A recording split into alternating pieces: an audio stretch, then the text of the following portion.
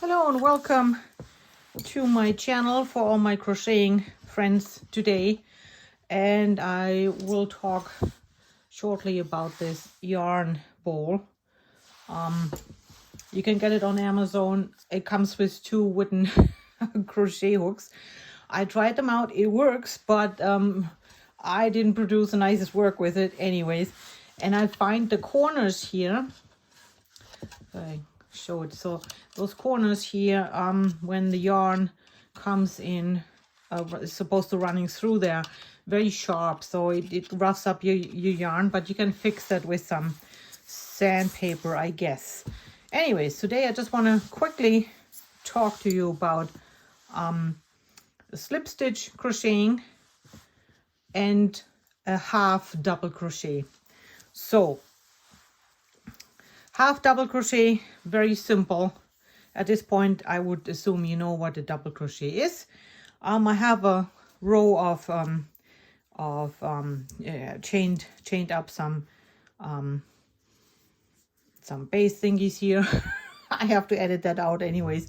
I can't really talk. I had too much chocolate. It's just after Christmas. So anyways, a half double crochet is yarn over. Now you go into your stitch. You got 3 on your hook, and you pull yarn over and pull all the way through. Right? Yarn over into your stitch, pull through, 3 on your hook, yarn over and pull all the way through. Half double crochets. I know it sounds like an oxymoron, but it does have its uses. I made socks with this system, and it makes for a tighter fabric, if you want to call it that.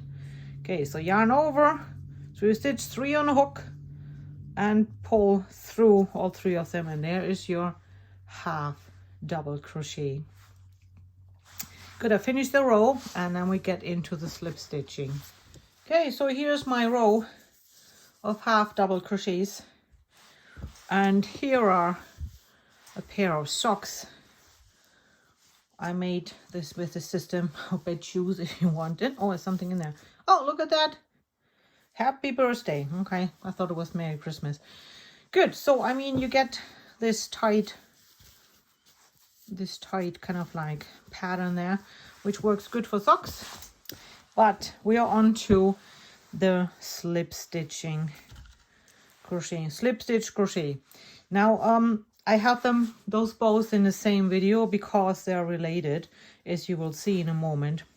So slip stitch, very simple, and I will demonstrate that. You just go through your stitch, get your yarn and pull it all the way through. That's it. Through your stitch, pull the yarn all the way through. So you stitch, pull the yarn all the way through. There you go. Very simple. That would be, see the middle part? This I made with going all the way through both loops of the stitch, right? And this one are made with going through the back loop.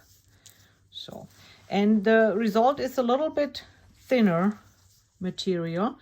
So you just go through the back loop, get your yarn and pull it through the back you loop, yarn through, back loop, yarn through.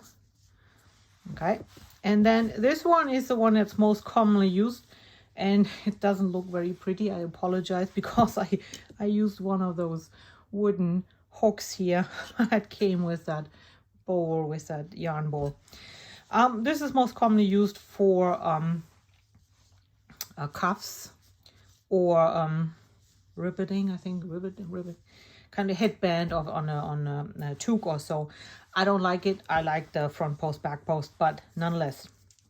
So this one is called the yarn over slip stitch, which means, like I said, yarn over, go into your back loop, and then you pull all the way through. And one of these days, there you go, yarn over into your back loop and pull all the way through. Yarn over into the back loop and pull all the way through. Okay, and that will give you this pattern. Yeah, quick tutorial. Thanks for watching. Bye.